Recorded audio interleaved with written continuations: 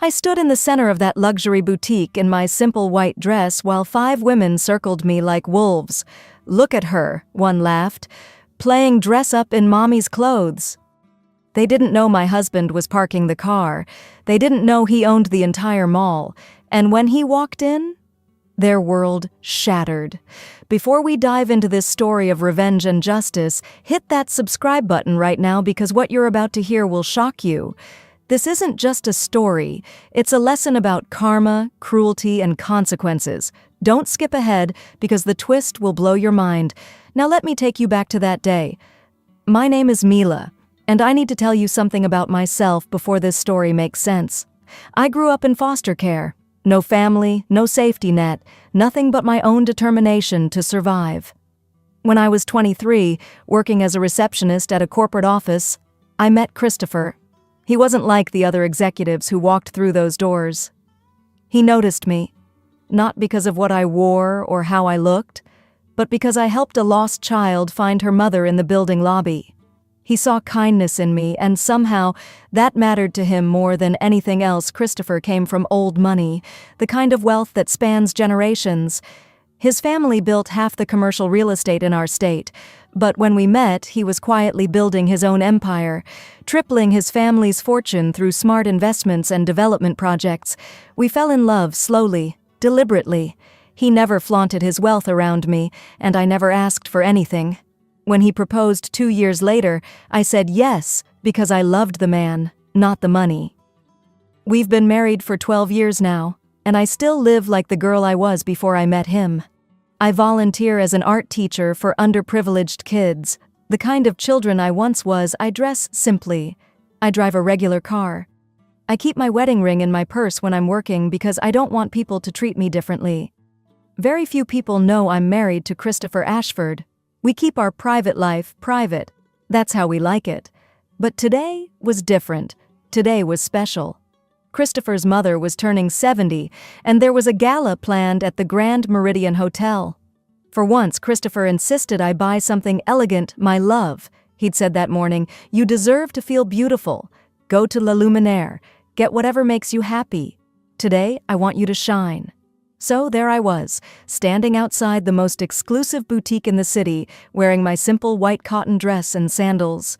Christopher dropped me off at the entrance.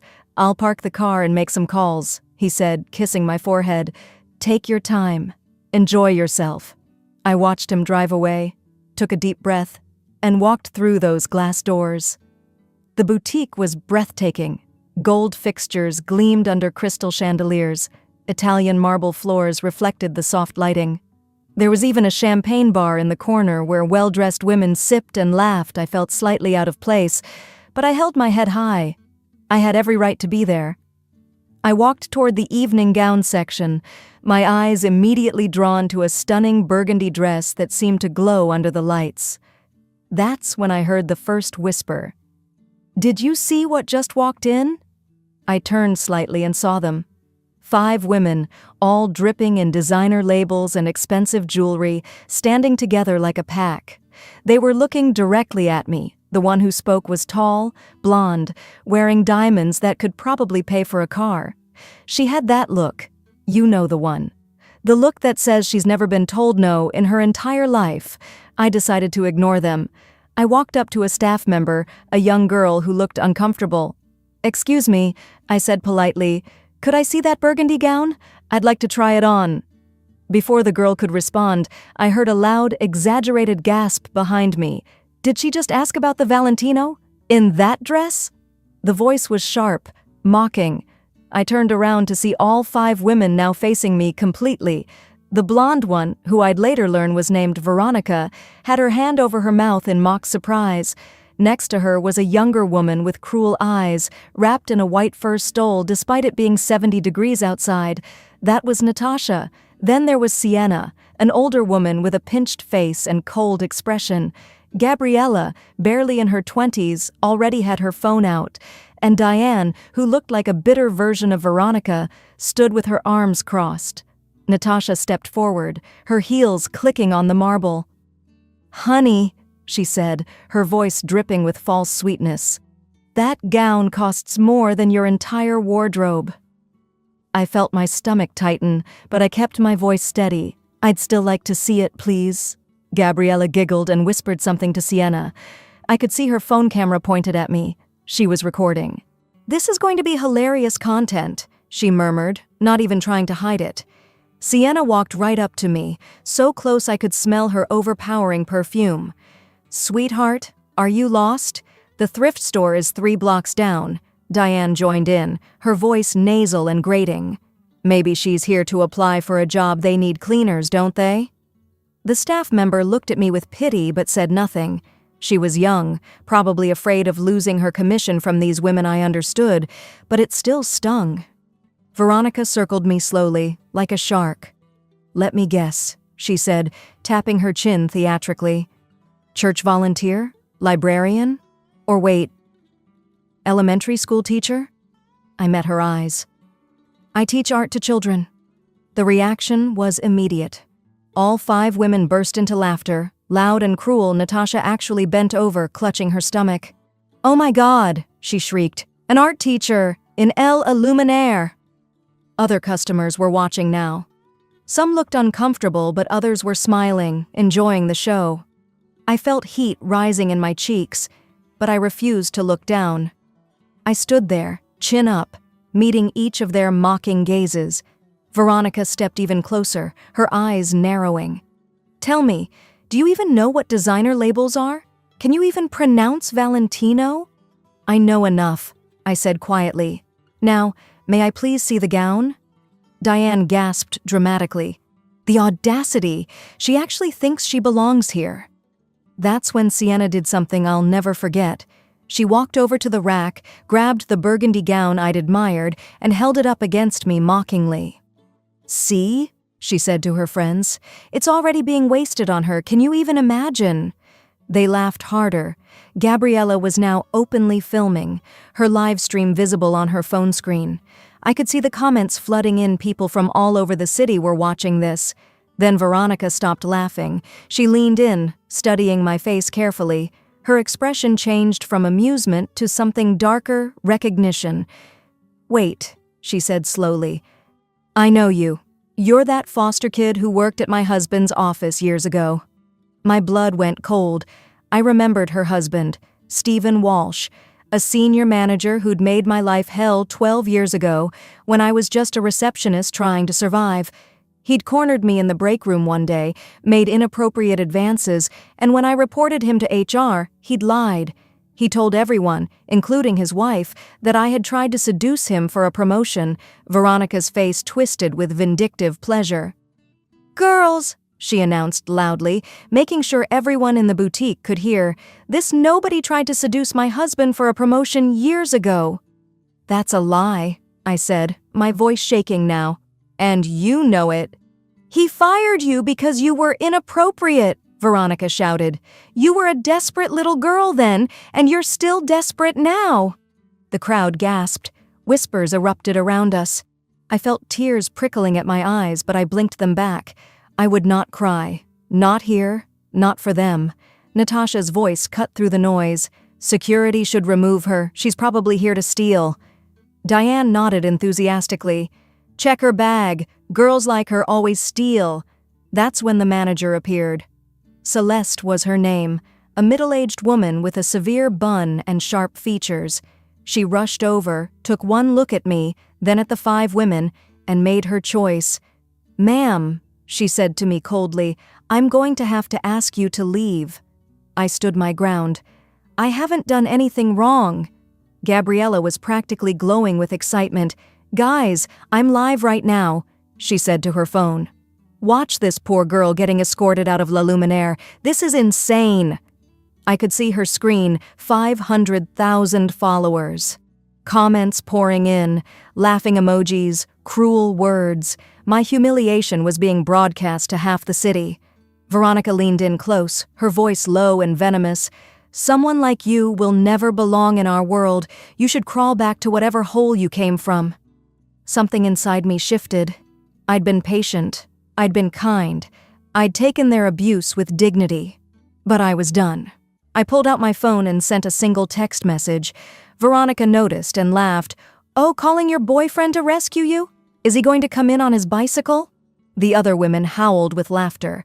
But I just smiled. For the first time since walking into that boutique, I smiled. No, I said calmly. Someone else is coming. They looked confused. Veronica frowned. Why are you smiling? Security is literally coming to throw you out. I didn't answer. I just stood there, perfectly still, my smile growing wider. 2 minutes passed, the longest, most tense 2 minutes of my life. The women shifted uncomfortably. Even Gabriella stopped filming for a moment. Then the boutique doors opened. Every single person in that store turned to look, and I watched as their faces changed, one by one, from confusion to recognition to absolute horror. Christopher walked in. My husband is not a loud man. He doesn't need to be. He's tall, impeccably dressed, and carries himself with the kind of quiet authority that comes from real power. Today, he wore a custom gray suit that probably cost more than the entire inventory of some stores, but it wasn't the suit that made people freeze. It was him. Christopher Ashford, one of the richest, most powerful men in the state. He walked straight to me, ignoring everyone else in the room. He took my hand gently and kissed it. "I'm sorry I took so long, darling," he said softly. "Have you found something for tonight?" The boutique fell into complete, absolute silence. I watched Celeste's face drain of all color. Her mouth opened and closed like a fish. Mr. Ashford," she stammered. "We didn't know. We had no idea." Christopher didn't even look at her. His eyes were on me, searching my face. "Are you all right?" he asked. I could have said yes. I could have let it go, but I didn't. "These women have been entertaining," I said. Christopher's jaw tightened. It was the only sign of his anger, but I knew him. I knew that tiny muscle movement meant he was furious. He turned slowly to face Veronica. "I believe you know my wife?" Veronica was shaking, actually physically shaking. I didn't. She never said she shouldn't have to," Christopher said quietly. His voice was calm, controlled, and somehow that made it more terrifying. "Respect isn't earned by wealth, it's basic humanity." He looked at each woman in turn. Natasha had dropped her phone. Sienna had gone pale. Gabriella's live stream was exploding with comments, but she wasn't looking at it anymore. Diane seemed frozen in place. "But you five," Christopher continued, "you're something special, aren't you?" He pulled out his phone. Celeste stepped forward desperately. "Mr. Ashford, please, if I had known—" "Who is your regional director?" Christopher asked. "Mr. Harrison, sir, but—" "Call him. Tell him he's fired." Christopher's voice was ice. "You're demoted to the stockroom, effective immediately." Celeste's face crumpled. She started to cry, but Christopher had already turned back to the 5 women. "Now," he said, "let's talk about you 5. What happened next was the most satisfying moment of my entire life. Christopher looked at Veronica first. "Your husband works for Ashford Properties, doesn't he?" Veronica's eyes went wide with panic. "Please don't." Christopher made a call right there, on speaker. "Gary, it's Christopher. Terminate Stephen Walsh. Yes, right now. Effective immediately." Veronica literally collapsed onto a nearby chair. "No, we have mortgages, school fees, you can't—" "I just did," Christopher said. Then he turned to me. "Your husband harassed my wife 12 years ago. He lied about it. He got her fired. And you believed him." He looked back at Veronica. "But here's something you didn't know. He was already under investigation for embezzlement. I just accelerated the process. You'll want to call a good lawyer." Veronica was sobbing now, mascara running down her face. Christopher moved to Natasha next. "Natasha Chen, your husband's surgical practice rents space in my medical plaza, doesn't it?" Natasha couldn't speak. She just nodded, tears already forming. "Lease termination notice will be sent today. 30 days to vacate." "You can't do this," Natasha screamed. "I just did." Sienna was next. "Sienna Hartford, living off your grandmother's trust fund. Interesting fact, I'm on the board of Hartford Trust." Sienna's arrogance shattered instantly. What does that mean?" "It means your quarterly allowance just became conditional on community service." We'll be in touch." Gabriella was still holding her phone, the live stream still going. Christopher looked directly at the camera. "To everyone watching, you just witnessed defamation, harassment, and attempted theft of reputation. My lawyers will be filing suit against Gabriella Morrison by end of business today." Gabriella dropped the phone like it burned her. "I'll delete it. I'll delete everything. Please." "Screenshots exist," Christopher said calmly. "See you in court." Finally, Diane. Diane Walsh, Veronica's sister-in-law, your charity fundraiser next month at the Grand Hotel? Diane nodded weakly, knowing what was coming. "I own that hotel. Event canceled." "That's my reputation, my entire social standing," Diane cried. "You should have been kinder," Christopher said simply. All 5 women were crying now. Some were on their knees. Gabriella was hyperventilating. The entire boutique watched in stunned silence. Then I spoke. My voice was quiet, but everyone heard me. "Veronica, you said I tried to seduce your husband 12 years ago."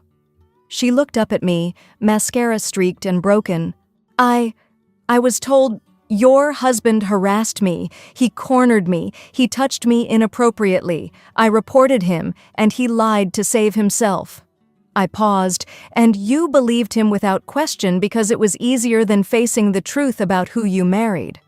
Christopher stepped beside me. "I was the CEO who personally reviewed Mila's case. I saw the security footage.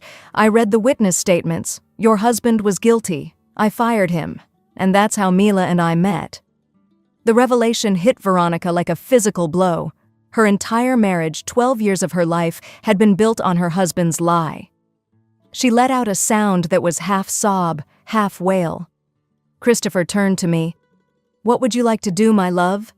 The 5 women looked at me with desperate, pleading eyes. They were on their knees now, literally begging. These women who had circled me like wolves just 20 minutes ago were now broken, terrified, destroyed.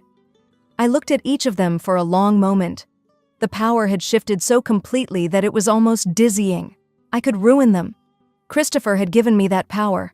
One word from me and their lives would never be the same, but I'm not cruel like them. I'm not. "I want them to learn," I said finally. "Really learn." Christopher waited, his hand supportive on my back. "Each of you will volunteer 200 hours at youth shelters," I said. "You'll post public apologies on your social media. You'll make donations to foster care charities. If you refuse, everything my husband just said stands. You have 48 hours to start." Gabriella was the first to speak, her voice desperate. "We'll do it. Anything, please." "I'll be watching," I said. "And if I hear that you've treated anyone else the way you treated me today, there will be no second chances." They nodded frantically, all 5 of them, broken and humbled. Christopher looked at the burgundy gown still hanging on the rack. "We'll take that one," he said to the terrified staff member. "And that one, and that one." He pointed to 5 of the most expensive dresses in the store. "Actually, let's make it an even $50,000 worth." The staff scrambled to gather the items. "Donate them all," Christopher said. "To Mila's Art Foundation, for the girls who need them." Then he took my hand, and we walked toward the door. The entire boutique parted for us like the Red Sea. No one spoke. No one moved. They just watched us leave with our dignity intact, while 5 women remained on the floor, destroyed by their own cruelty. As we stepped outside into the sunshine, Christopher pulled me close. "I'm sorry you had to go through that," he said. I shook my head. "Don't be." They needed to learn. And now they have. In the weeks that followed, the story spread across the city like wildfire. Gabriella's livestream had been screen-recorded by thousands before she could delete it. The internet was ruthless. The 5 women became cautionary tales. Some of them completed their community service and genuinely changed. Others just learned to hide their cruelty better. Veronica divorced her husband, who was indeed convicted of embezzlement. Their world had shifted, and it would never shift back. That day taught me something important. Cruelty always has consequences. Those women thought they were untouchable. They thought wealth gave them the right to destroy others. They were wrong. I could have revealed who I was immediately. but I wanted them to show their true faces. And they did. My husband didn't save me that day I didn't need saving. He simply held people accountable for their actions. That's not revenge. That's justice. If you've ever been judged, humiliated, or made to feel less than, remember this: your worth isn't determined by others' opinions. Stay strong, stay dignified, and know that karma is always watching.